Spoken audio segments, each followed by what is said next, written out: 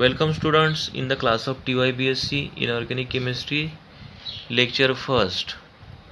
Before start this unit, I just want to say we already discussed about the basics of coordination chemistry and also discuss about the syllabus of TYBSc in Organic Chemistry for this semester, and I hope you all guys just refer the SYBSC's chapter, that is Introduction of Coordination Chemistry.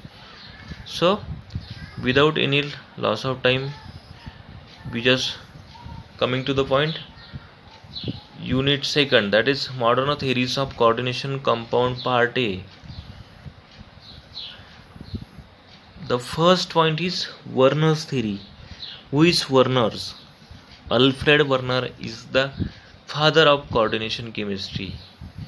की सगळ्यात आधीची coordination केमिस्ट्रीची concept होती ती Alfred Werner's नावाचे scientist होते, ज्यांनी 1893 की coordination chemistry introduce केली. In 1893 Werner's produces a theory of coordination compounds to explain the structure and formation of compounds. की 1893 वर्नर्सने कोऑर्डिनेशन कंपाउंडची जी थिअरी आहे की जे काय एक्सप्लेन करते, structure and formation of compounds, की कंपाऊंडची स्ट्रक्चर कशी असणार आहेत किंवा त्याचं फॉर्मेशन कशा पद्धतीने होतं, या सगळ्या गोष्टी 1893 वर्नर्स. बघा 1893चा त्यावेळचा काळ. आपल्याला आज साधे नुसता सिलेबस, आपण कोरोनामध्ये आपण एक्झाम नाही झाली तरी आपण खूप खुश झालो. तर हे सायंटिस्ट 1893 बघा की ज्यांनी नवीन थिअरी इंट्रोड्यूस केली कोऑर्डिनेशन केमिस्ट्री नावाची, आणि त्याच्यातल्या ज्या स्ट्रक्चर्स होते किंवा त्याचं फॉर्मेशन ऑफ कंपाऊंड्स होते, या गोष्टी एक्सप्लेन केल्या. उगाच सायंटिस्ट नाही झाले ते.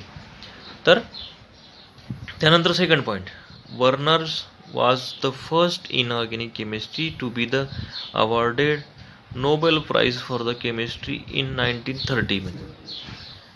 तर वर्नर्स हे पहिले इनऑर्गॅनिक केमिस्ट्री आहे की ज्यांना नोबेल प्राइज मिळाला आहे. Awarded Nobel prize for chemistry in 1913. की हे जे वर्नर्स नावाचे सायंटिस्ट होते हे फर्स्ट सायंटिस्ट की ज्यांनी इनऑर्गॅनिक केमिस्ट्रीमध्ये नोबेल प्राइज मिळवला आहे 1930. 1893 त्यांनी इंट्रोड्यूस केली थिअरी आणि 1913 त्यांना नोबेल मिळाला. According to Werner's theory, in coordination compounds the metal shows 2 type of valencies. तर वर्नर्स थिअरीनुसार काय म्हणणं आहे की कोऑर्डिनेशन कंपाऊंड मध्ये जो मेटल असतो तर तो 2 प्रकारचे व्हॅलेन्सी चूज करत असतो. First one is primary valency and second one is secondary valency. तर आता प्रायमरी व्हॅलेन्सी आणि सेकंडरी व्हॅलेन्सी म्हणजे काय, तर ते आपण डिस्कस करणार आहोत. तर primary valency corresponds to oxidation number. आता ऑक्सिडेशन नंबर ही सुद्धा कन्सेप्ट आपल्याला मागच्या वर्षी कानावरून गेलेलीच आहे. तर primary valency correspond to oxidation number, की ऑक्सिडेशन नंबर जो असतो ती प्रायमरी व्हॅलेन्सी असते. And secondary valency correspond to coordination number of metal. आता कोऑर्डिनेशन नंबर ऑफ मेटल ही सुद्धा आपण डिस्कस केलेला आहे की जे नंबर ऑफ लिगँड्स, जेवढा नंबर ऑफ लिगँड्स असतात तो कोऑर्डिनेशन नंबर असतो कॉम्प्लेक्सचा. तर secondary valency corresponds to coordination number of metal. म्हणजे प्रायमरी व्हॅलेन्सी जी आहे ती ऑक्सिडेशन नंबर असतो किंवा ऑक्सिडेशन स्टेट असते, आणि सेकंडरी व्हॅलेन्सी जी आहे ती correspond to coordination number of metal, की मेटलचा जो कोऑर्डिनेशन नंबर आहे त्याच्यावरून सेकंडरी व्हॅलेन्सी ठरवत असतो किंवा त्याला सेकंडरी व्हॅलेन्सी म्हणतो. त्यानंतर primary valency is ionizable and non directional. की प्रायमरी जी व्हॅलेन्सी असते ती आयोनाइज, जी आयन्स फॉर्ममध्ये असते, जी आयोनायझेबल असते आणि नॉन डायरेक्शनल असते, की जिला डायरेक्शन वगैरे नसतं, आयन्स फॉर्ममध्ये असते त्यामुळे नॉन डायरेक्शनल असते. आणि जी सेकंडरी व्हॅलेन्सी असते, सेकंडरी व्हॅलेन्सी इज नॉन आयोनायझेबल, की सेकंडरी व्हॅलेन्सी जी आहे ती नॉन आयोनायझेबल आहे आणि डायरेक्शनल आहे, ती त्याला डायरेक्शन आहे. आपण जर बघितलं सेकंडरी व्हॅलन्सी म्हणजे काय, तर आपण जस्ट बोलू कोऑर्डिनेशन नंबर म्हणजे की जो मेटल आणि लिगँडमध्ये जो बॉन्ड बनतो, ती जी जो मेटल आणि लिगँडमध्ये बॉन्ड, ते कुठल्याही प्रकारचे आयन्स नसतात, तो बॉन्ड बनवून ती लिगँड जे आहे आपले इलेक्ट्रॉन डोनेट करत असते मेटलला. तर तो जो बॉन्ड कोऑर्डिनेट बॉन्ड असतो, किंवा कोऑर्डिनेट बॉन्ड आपण डायरेक्शनल म्हणजे डायरेक्शनने दाखवत असतो, की आपण एक ॲरो दाखवून तो बॉन्ड आपण शो करत असतो कोऑर्डिनेशन बॉन्ड. तर त्यामुळे सेकंडरी व्हॅलन्सी जी असते ती डायरेक्शनल असते आणि नॉन आयोनायझेबल असते. तशी प्रायमरी व्हॅलन्सी जी ऑक्सिडेशन स्टेट असते ती आयोनायझेबल असते आणि त्याला कुठल्याही पद्धतीची डायरेक्शन नसते. त्यानंतर पुढे जाऊन the metal tends to satisfy both primary as well as secondary valency, की मेटल जो आहे तो प्रायमरी व्हॅलन्सी आणि सेकंडरी व्हॅलन्सीसुद्धा सॅटिस्फाय करत असतो. आता प्रायमरी व्हॅलन्सी म्हणजे ऑक्सिडेशन स्टेट आपण कशावरून ठरवतो, की चार्ज ऑन कॉम्प्लेक्स आयन, की आपल्याला माहिती की मेटलवर कुठला तरी चार्जसुद्धा असणार आहे. आणि सेकंडरी व्हॅलन्सी म्हणजे मेटल इलेक्ट्रॉन डिफिशियंट असतो आणि त्याला लिगँड इलेक्ट्रॉन डोनेट करत असते, तर तो सेकंडरी व्हॅलन्सीसुद्धा शो करत असतो. म्हणजे मेटल प्रायमरी व्हॅलन्सीसुद्धा सॅटिस्फाय करतो आणि सेकंडरी व्हॅलन्सीसुद्धा सॅटिस्फाय करतो. ह्या बेसिक गोष्टी आहेत. ज्यावेळेस आपण एक्झाम्पल बघणार आहोत तुम्हाला या सगळ्या गोष्टी समजतील. त्यामुळे अजिबात कुठल्याही पद्धतीचा पॅनिक होऊ नका. हळूहळू बरोबर आपण जसं पुढे जाऊ तसं तुम्हाला या गोष्टी समजतील. प्रायमरी व्हॅलन्सी काय असतं, सेकंडरी व्हॅलन्सी काय असतं. पण आपण जस्ट बेसिक्स, की जे आपल्याला जसं आपण समजू की आयोनायझेबल नॉन आयोनायझेबल काय आहे, त्यानंतर डायरेक्शनल आणि नॉन डायरेक्शनल काय, या गोष्टी आपल्याला समजणारच आहेत ज्यावेळेस आपण एक्झाम्पलमध्ये जाणार आहोत. त्यानंतर नेक्स्ट पॉईंट आहे primary valencies are satisfy by negative ions. Primary valency कशाने सॅटिस्फाय करते, निगेटिव्ह आयन्स. आता याच्यावरून तुम्हाला हळूहळू आयडिया येत असेल की निगेटिव्ह आयन्स, की जो चार्ज असतो मेटलवर, ती प्रायमरी व्हॅलन्सी असते किंवा ऑक्सिडेशन नंबर असतो, ऑक्सिडेशन स्टेट असते, तर त्याला ती कुठला तरी चार्ज असणार आहे. तो निगेटिव्ह चार्ज जो आहे तो सॅटिस्फाय करतो primary valency. Whereas secondary valencies are satisfied either by negative ions or neutral molecules or both. तर सेकंडरी व्हॅलन्सी जी आहे, secondary valency are satisfied either negative ions. Primary valency फक्त निगेटिव्ह आयन सॅटिस्फाय करते, पण जी आपली secondary valency आहे is always satisfy either negative ions or neutral molecules or both. की निगेटिव्ह आयन्स म्हणजे आपण जर आठवाल तर निगेटिव्ह आयन्स म्हणजे फ्लोरीन, क्लोरीन, ब्रोमिन अशा पद्धतीचे निगेटिव्ह आयन्स. आपण हे सुद्धा बघितलं होतं की लिगँड्स कुठले लिगँड्स असतात, निगेटिव्ह लिगँड्स कुठल्या असतात, त्यानंतर न्यूट्रल लिगँड्स कुठल्या आणि पॉझिटिव्ह लिगँड्स, न्यूट्रल लिगँड्स आणि निगेटिव्ह लिगँड्स कुठल्या. तर निगेटिव्ह आयन्स म्हणजे निगेटिव्ह आयन्स सेकंडरी व्हॅलन्सी म्हणजे कोऑर्डिनेशन किंवा कोऑर्डिनेशन नंबर, जो कोऑर्डिनेट मेटल आणि लिगँडमध्ये कोऑर्डिनेट बॉन्ड बनतो, ते निगेटिव्ह आयन्ससुद्धा असतात. कधी ते न्यूट्रल मॉलिक्युलसुद्धा असतात, किंवा बोथ, की एकाच कॉम्प्लेक्समध्ये एक निगेटिव्ह आयन असू शकतो आणि एक न्यूट्रलसुद्धा. न्यूट्रल म्हणजे आपला वॉटर मॉलिक्यूल किंवा NH3 सारखे लिगँड्स. आणि निगेटिव्ह आयन्समध्ये फ्लोरीन, क्लोरीन ज्याच्यावर निगेटिव्ह चार्ज असतात ते आयन्स. की काही कॉम्प्लेक्समध्ये आपण नॉमेनक्लेचर बघा, तुम्हाला नॉमेनक्लेचरमध्ये सगळ्या गोष्टी समजतील की निगेटिव्ह आयन्स पण आहे. काही कॉम्प्लेक्स असे आहेत की ज्याच्यात काही लिगँड्स निगेटिव्ह आहेत, काही न्यूट्रल मॉलिक्युल्स आहेत, किंवा दोघंही एकामध्ये सुद्धा आहेत, और बोथ.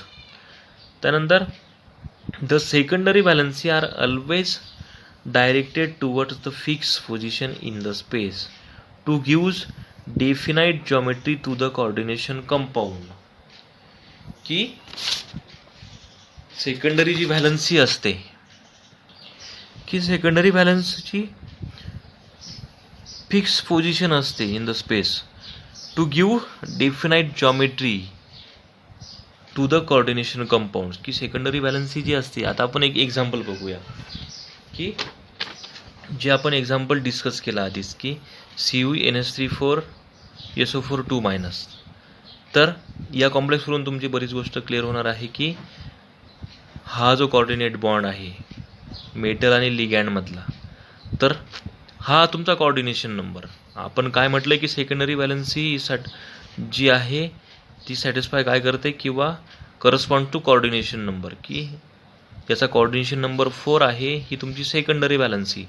4 म्हणजे त्याला 4 डिफरंट टाईप्स ऑफ अमोनिया लिगँड्स, 4 प्रकारचे अमोनिया लिगँड्स. हा कॉम्प्लेक्स आणि हा कॉम्प्लेक्स सेम आहे, तर कोऑर्डिनेशन म्हणजे 1 2 3 4, कोऑर्डिनेशन नंबर 4. तर ही अशा पद्धतीचं स्ट्रक्चर आहे की ज्याच्यात सेकंडरी व्हॅलन्सीज या अमोनिया, आपण जे पॉईंट्स बघितले की ही फिक्स पोझिशन आहे, नॉन आयोनायझेबल आहे. आणि डायरेक्शन, याला डायरेक्शन आहे की या दोघांमध्ये बॉन्ड आहे, डायरेक्शनल आहे. त्यानंतर हे नॉन आयोनायझेबल आहे की हे आयन्स नाही, हा याच्यामध्ये कोऑर्डिनेट बॉन्ड बनलेला आहे. आणि जी प्रायमरी व्हॅलन्सी आहे ती always non directional, is always non directional असते आणि आयोनायझेबल असते, की जे आयन्स, जी तुमची ऑक्सिडेशन स्टेट जी काही येणार आहे ती, की किंवा आपली जी प्रायमरी व्हॅलन्सी ती कशावरून सॅटिस्फाय करतो आपण, निगेटिव्ह आयन्स, की हा जो 2- आहे त्याच्यावरून आपण ऑक्सिडेशन स्टेट ठरवत असतो आणि ती आपली प्रायमरी व्हॅलन्सी. तर आपण आता जस्ट पॉईंट बघितला की secondary valency are always directed toward the fix position in space and to give definite geometry to the coordination compound, की हा जो तुमचा कोऑर्डिनेशन कंपाऊंड आहे याची फिक्स पोझिशन आहे, की हा तुमचा square planar complex, tetrahedral geometry, ते आपण डिस्कस करणारच आहोत. तर याला डेफिनाइट जॉमेट्री कुठली तरी, हा जो कंपाऊंड आहे ज्याचा कोऑर्डिनेशन नंबर 4 आहे तो एकतर टेट्राहेड्रल असेल किंवा स्क्वेअर प्लेनर असेल, आणि ती त्याची डेफिनाइट जॉमेट्री असणार आहे आणि त्याच्यात बॉन्ड असणार आहे. तर directed towards the fix position असणार आहे आणि डेफिनाइट जॉमेट्री असणार आहे कोऑर्डिनेशन कंपाऊंडमध्ये. For example, if the metal ion has 6 secondary valency, की आपण आता जे एक्झाम्पल बघितलं ते 4 सेकंडरी व्हॅलन्सीज होत्यात, तर यांचं जे एक्झाम्पल म्हटलं की in the metal ions has 6 secondary valencies, this are arranged octahedrally around, की ज्यावेळेस 6 सेकंडरी व्हॅलन्सी असणार आहे, ज्यावेळेस 6 लिगँड्स असणार आहेत सेंट्रल मेटल आयनसोबत, तर ते कशा पद्धतीने अरेंज होणार आहेत, ऑक्टाहेड्रली. ऑक्टाहेड्रल आपल्याला स्ट्रक्चर मिळणार आहे around the central metal ion. Central metal आयनच्या अराउंडमध्ये टोटल 6 सेकंडरी व्हॅलन्सीज म्हणजे 6 लिगँड्स ज्या आहेत त्या अटॅच असणार आहेत आणि त्याची जॉमेट्री असणार आहे octahedrally, definite geometry. If the metal ion has 4 secondaries valencies, की मेटल आयनला जर 4 सेकंडरी व्हॅलन्सीज असतात, जे आपण मगाशी जे एक्झाम्पल बघितलं ते CuNH3 4, तर त्याच्यामध्ये काय, these are arranged in either tetrahedral और स्क्वेअर प्लेनर. तर ते 4 सेकंडरी व्हॅलन्सीज असणारे किंवा 4 कोऑर्डिनेशन नंबर असणारे जे कॉम्प्लेक्सेस आहेत, तर त्याच्या जे लिगँड्स आहेत ते कशा पद्धतीने अरेंज होणार आहेत, ते आयदर टेट्राहेड्रल असणार आहेत और स्क्वेअर प्लेनर असणार आहेत. ज्यावेळेस कोऑर्डिनेशन नंबर 4 असतो त्याच्या 2 प्रकारचे जॉमेट्रीज असतात, तो आयदर टेट्राहेड्रल असतो और स्क्वेअर प्लेनर असतो. तो कसा असतो ते आपण बघणारच आहोत या चॅप्टरमध्ये. Around the central metal ion म्हणजे त्याची एक तर स्क्वेअर प्लेनर जॉमेट्री असणार आहे की त्यात टेट्राहेड्रल असणार आहे, अशा पद्धतीने ते अरेंज असणार आहे. Thus secondary valency determine the stereochemistry of complexes. This is very very important point, की the secondary valencies determines the stereochemistry of complex, की सेकंडरी व्हॅलन्सी आहे ती डिटरमाइन करते स्टेरिओकेमिस्ट्री ऑफ कॉम्प्लेक्स. जर तुम्ही सिलेबसमध्ये आठवत असाल तर आपण तो पण सिलेबसमध्ये एक पॉईंट आहे की stereochemistry of coordination compounds with coordination number 4 and coordination number 6. इथे दोघंही एक्झाम्पल, एक 6 कोऑर्डिनेशन नंबरवाला आणि हा एक 4 कोऑर्डिनेशन नंबरवाला. हे सगळं आपल्याला ह्या चॅप्टरमध्ये डिस्कस करायचंच आहे. तर this is all about basics and assumptions of coordination compounds, की अशा पद्धतीचे प्रायमरी व्हॅलन्सी आणि सेकंडरी व्हॅलन्सीबद्दल एवढे सगळे तुमचे पॉईंट्स आहेत, जे आपण बघताना तुम्हाला समजणार आहेत. त्यानंतर ज्यावेळेस तुम्ही वाचाल त्यावेळेस परत एकदा हे व्यवस्थित समजेल. तर कुठल्याही प्रकारचं कुठलंही म्हणजे अजिबात बॉदर न होता हे सगळं व्यवस्थित समजेल तुम्हाला. तर त्यानंतर वर्ण study the structure and properties of following 4 complexes. हे जे 4 कॉम्प्लेक्स आहेत ना, वर्णसने उगाच अशी हवेत गोळीबार नाही केला. आपण जसे MCQला गोळीबार करतो तशा पद्धतीने हा गोळीबार नाही, तर उगाचच थेरी मांडली असं थोडी काही, त्याला काहीतरी प्रूफ लागणार आहे. तर त्याने काय केलं की structure and properties of the, हे जे 4 कॉम्प्लेक्स आहेत ना, याच्या स्ट्रक्चर्स कशा पद्धतीने येतात आणि त्याच्या प्रॉपर्टीज कशा पद्धतीने येतात of cobalt chloride with ammonia. With have different colours, की हे जे चारही कॉम्प्लेक्स आहेत कोबाल्ट क्लोराईडचे आणि डिफरंट जे आहेत अमोनिया, की वेगवेगळ्या अमोनिया घेऊन ते मिक्स करून त्याचे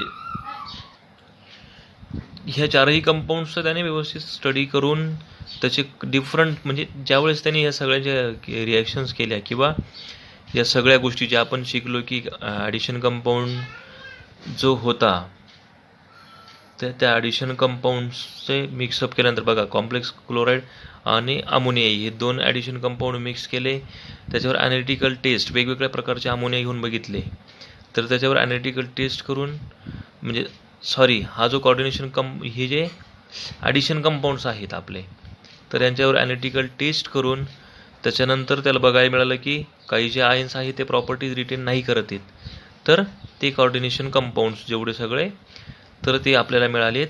आणि ते त्याने कशावरून ओळखले की प्रॉपर्टीजवरून, की प्रत्येकाचा कॉम्प्लेक्स वेगवेगळा आहे. आता आपण सुरुवात करून बघूया की सगळ्यात आधी COCl3 आणि 6 अमोनिया.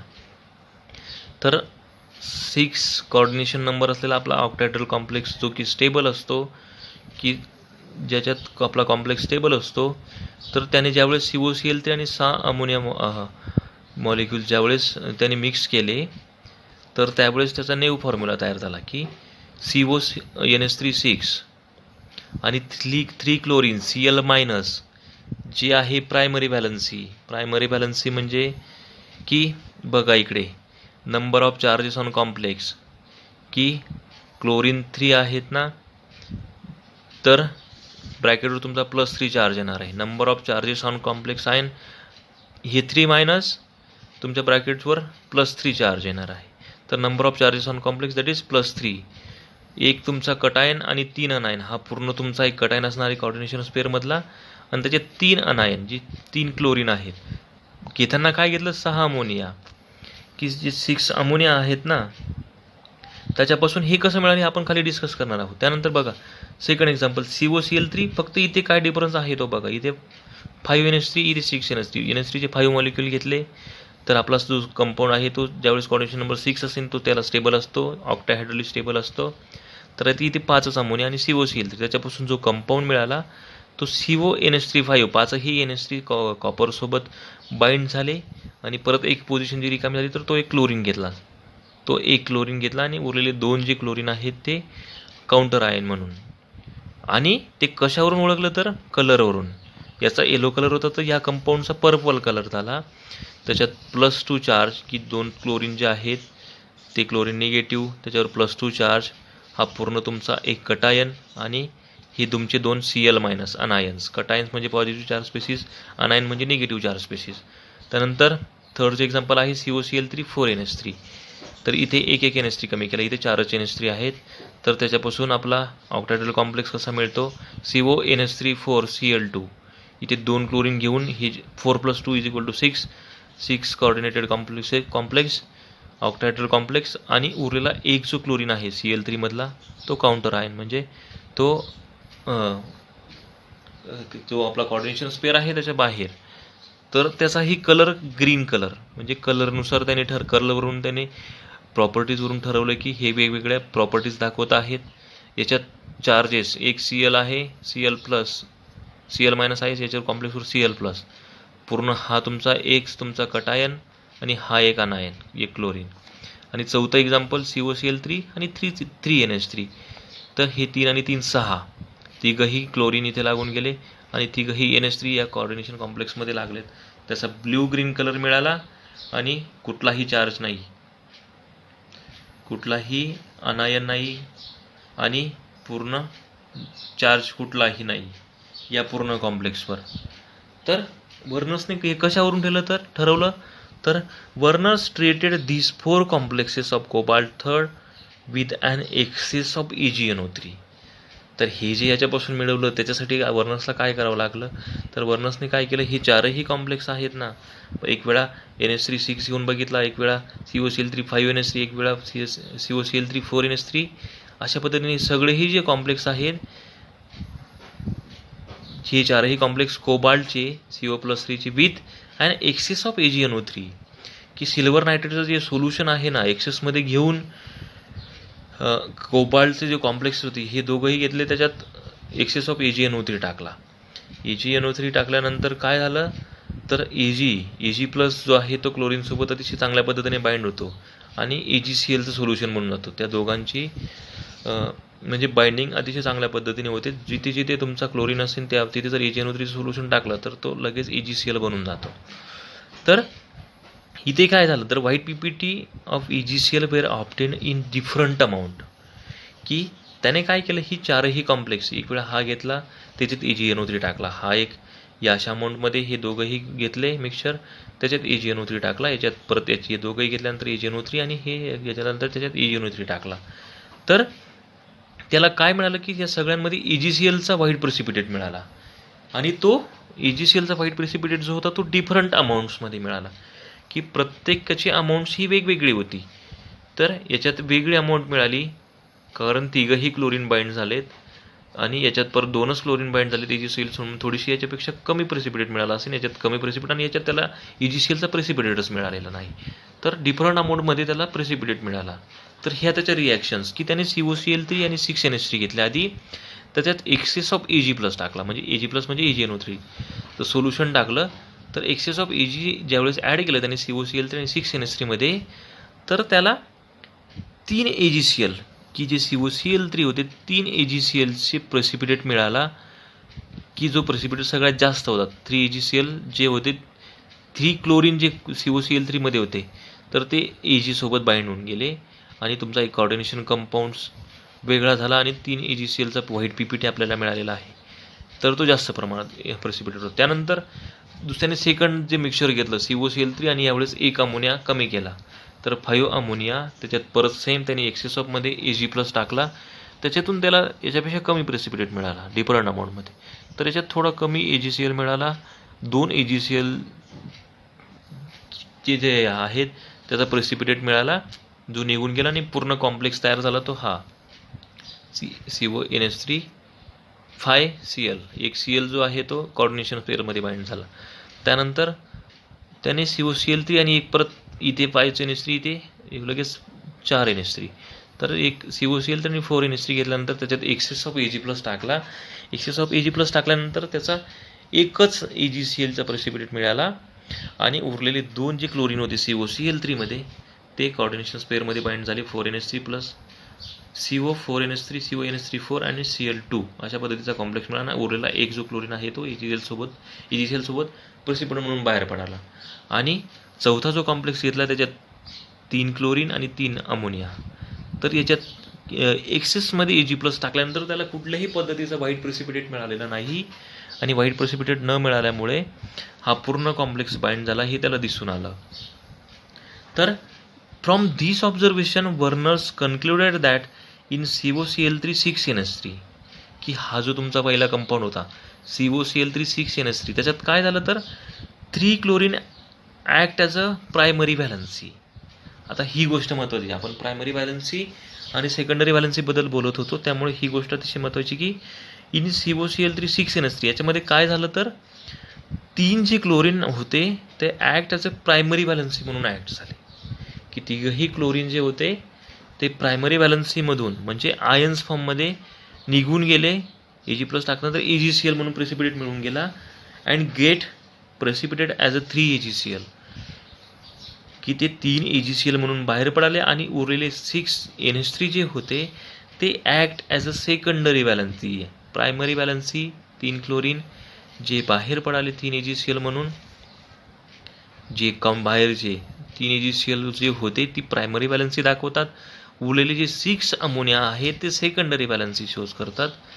तर 6NH3 act as a secondary valency and it can be formulated as CONH3 6Cl3. आता तुम्हाला प्रायमरी व्हॅलन्सी आणि सेकंडरी व्हॅलन्सी बऱ्यापैकी इथे कळाली असेल की ज्यावेळेस आपण त्याचं एक्झाम्पल घेऊन बघितलं तर इथे तुम्हाला प्रायमरी व्हॅलन्सी आणि सेकंडरी व्हॅलन्सीमधला डिफरन्स समजला असेल आणि आपल्याला इथे कॉम्प्लेक्स जो मिळाला तो CONH3 6 आणि कोऑर्डिनेशन स्पेअरच्या बाहेर आपले 3 क्लोरीन जे AgCl म्हणून प्रेसिपिटेट म्हणून बाहेर पडले. त्यानंतर इन COCl3 5NH3 आता जो सेकंड जो आपला कंपाऊंड होता किंवा सेकंड मिक्सचर जे होतं, तर त्याच्यात काय झालं तर जे 2 क्लोरीन होते act as a primary valency. तर याच्यातले 5NH3 आणि 1 क्लोरीन जो होता तो इथे आपला कॉम्प्लेक्स फॉर्ममध्ये झाला आणि त्याला असं बघायला मिळालं की जे 2 क्लोरीन होते ते प्रायमरी व्हॅलन्सीमधून निघून गेले act as a primary valency and get precipitate, त्याचा व्हाईट प्रेसिपिटेट मिळाला आणि उरले ॲज अ AgCl म्हणून ते व्हाईट प्रेसिपिटेट म्हणून बाहेर पडाले आणि उरलेला 1 क्लोरीन आणि 5 ammonia act as a secondary valency, की ह्या 1 क्लोरीननेही बॉन्ड फॉर्मेशन केलं आणि तो सेकंडरी व्हॅलन्सी म्हणून ॲक्ट झाला आणि it can be formulated as CONH3 5Cl आणि कॉर्नेशन स्पेअरच्या बाहेर एक Cl2. तर अशा पद्धतीने COCl आणि 5NH3 मधून काय झालं तर 2 क्लोरीन जे आहे ते प्रायमरी व्हॅलन्सी म्हणून ॲक्ट झाले आणि ट्वाईस AgCl म्हणून व्हाईट प्रेसिपिटेट म्हणून बाहेर पडाले आणि उरलेला 1 क्लोरीन आणि 5NH3 जे होते त्याचा एक ऑक्टॅहेड्रल कॉम्प्लेक्स बनून गेला आणि अशा पद्धतीने आपल्याला कॉम्प्लेक्स मिळाला आणि तो जे 1 क्लोरीन आणि जे 5 NH3 होते, जे 5 अमोनिया लिगँड्स जे होते ते सेकंडरी व्हॅलन्सी म्हणून ॲक्ट झाले आणि अशा पद्धतीने आपल्याला कॉम्प्लेक्स मिळाला.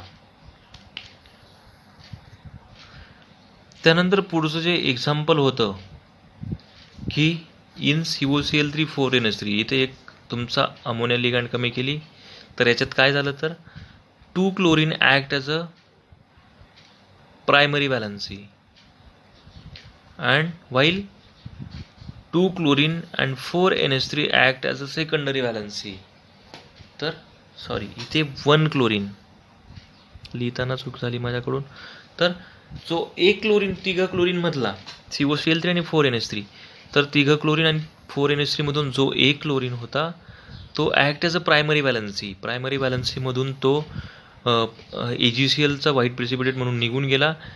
व्हाईल 2 क्लोरीन अँड 4NH3 म्हणजे 2 आणि 4 6, तर हे जे 6 लिगँड्स आहेत 2 क्लोरीन आणि 4 NH3च्या, तर act as a secondary valency and 1 chlorine is ionic and get precipitated as a AgCl. जी मी मगाशी म्हटलो तेच की 1 क्लोरीन AgClचा प्रेसिपिटेट व्हाईट प्रेसिपिटेट म्हणून बाहेर पडाला आणि उरले 2 क्लोरीन आणि 4NH3चा एक complex formatted as a COCl2NH3 की अशा पद्धतीचा कॉम्प्लेक्स बनून त्याचा ग्रीन कलरचा कॉम्प्लेक्स मिळाला. त्यानंतर उरलेला एक शेवटचा कॉम्प्लेक्स 4 पैकी की त्याच्यात 3 COCl3 आणि 3 अमोनिया लिगँड्स.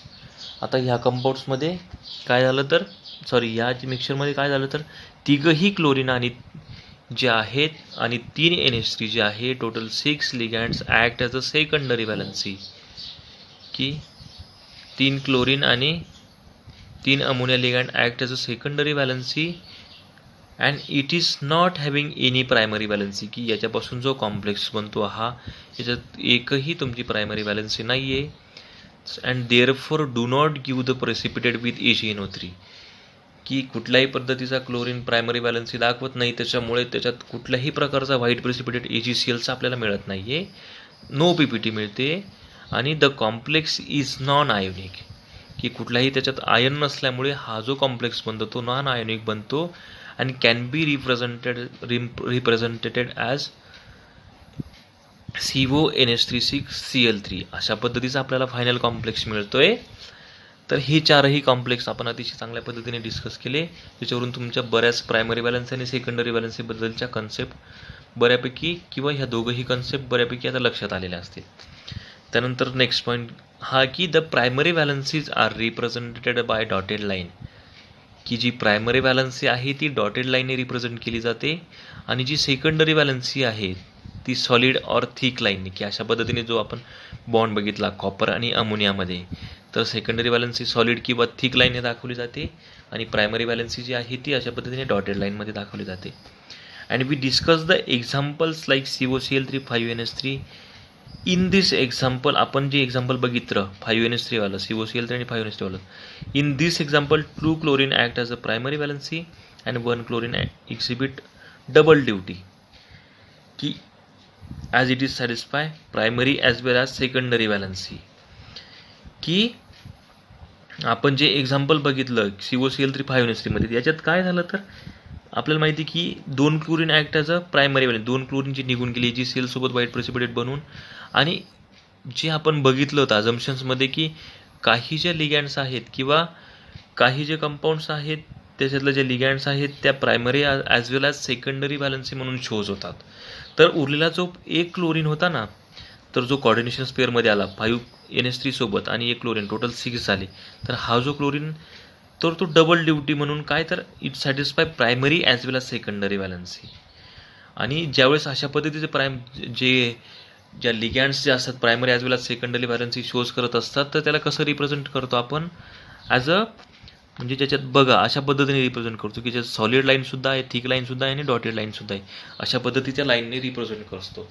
तर एक्झाम्पल बघताना तुम्हाला समजेल की अशा पद्धतीचं एक्झाम्पल की हा तुमचा सगळ्यात पहिला कॉम्प्लेक्स. याच्यात तुम्हाला अजून क्लिअर होईल की हा तुमचा पहिला कॉम्प्लेक्स अशा पद्धतीने सेकंडरी व्हॅलन्सी आणि प्रायमरी व्हॅलन्सी. आपण आता जस्ट बघितलं की प्रायमरी व्हॅलन्सी जी डॉटेड लाईनने शो करतो, सेकंडरी व्हॅलन्सी थिक लाईनने किंवा सॉलिड लाईनने. तर पहिला एक्झाम्पल बघूया की COCl3 6NH3. COCl3 6NH3 मध्ये काय होतं आपण बघितलं की टोटल 6 जे अमोनिया आहेत, 6 अमोनिया सेकंडरी व्हॅलन्सीज असतात आणि तिघही क्लोरीन हे प्रायमरी व्हॅलन्सीज दाखवतात. तर इथे बघितलं NH3चे सगळे सॉलिड जे आहेत सगळे सॉलिड लाईन दाखवत आहेत किंवा थिक लाईन दाखवत आहेत. आणि उरलेले जे तिघं क्लोरीन आहेत जे आयन्स किंवा AgClचा प्रेसिपिटेट बनून बाहेर पडले जे प्रायमरी व्हॅलन्सीज दाखवतात ते तिघंही डॉटेड लाईनने दाखवलेले आहेत. तर त्यानंतर ह्या एक्झाम्पलवरून आपण आपल्या अजून ही गोष्ट क्लिअर होईल की एक्झाम्पल सेकंड काय, COCl3 5NH3. COCl3 5NH3 मध्ये काय, एक क्लोरीन 5 म्हणजे कॉर्डिनेशन स्पेअरमध्ये येणार आहे. तर इथे याच्यावरून बघितलं तर आपण 5 जे NH3 आहेत ते सॉलिड लाईनने किंवा वेज लाईनने आहेत. 1 2 3 4 5 आणि 5 टोटल 5 जे NH3 आहेत ते सॉलिड लाईनने. आणि 3 क्लोरीनमधला एक जो क्लोरीन आहे 5 आणि आपल्याला एक 6वा जो क्लोरीन लागणार आहे तो अशा पद्धतीचा की जो primary as well as secondary valency show करतोय. तर तो सॉलिड आणि बेज लाईनने दाखवलेला क्लोरीन आहे जो कॉर्डिनेशन स्पेअरमध्ये येतो. आणि उरलेल्या जे 2 प्रेसिपिटेट मिळणार आहे AgCl सोबत त्या ह्या तुमच्या प्रायमरी क्लोरीन ज्या डॉटेड लाईनने शोज केलेल्या आहेत. त्यानंतर नेक्स्ट एक्झाम्पल COCl3 4NH3. याच्यात सेम तसंच की 4 जे NH3 बघूया सुरुवातीला जे सॉलिड लाईनने दाखवलेले आहेत. आणि जे 2 क्लोरीन याच्यात 2 क्लोरीन जे आहे ते primary as well as secondary valency show करतात. तर त्याच्यात dotted as well as solid line. आणि एक जो क्लोरीन आहे AgCl सोबत प्रेसिपिटेट होतो तर तो आपण सिम्पल डॉटेड लाईनने की जो आयोनायझेबल आहे. आणि शेवटचं एक्झाम्पल COCl3 3NH3 की याच्यात तिघंही क्लोरीन आहे ते primary as well as secondary valency show करतात. ते 3 आणि उरलेले 3 NH3 जे बेज लाईनने दाखवलेले आहेत. आणि हे दोघंही क्लोरीन जे डॉटेड लाईनने आहेत.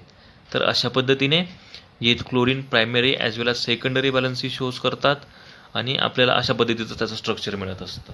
तर ह्या सगळ्या गोष्टींवरून आपण जे बर्नर्स थिअरी किंवा बर्नर्सने जे काही इंट्रोड्यूस केलं किंवा त्याचा जो रिसर्च झाला त्याच्यावरून आपण primary as well as secondary valency कुठली असते किंवा प्रायमरी व्हॅलन्सी काय काय शोज करते, सेकंडरी व्हॅलन्सी काय शोज करते, या सगळ्या गोष्टी आपण अतिशय चांगल्या पद्धतीने डिस्कस केलेल्या आहेत.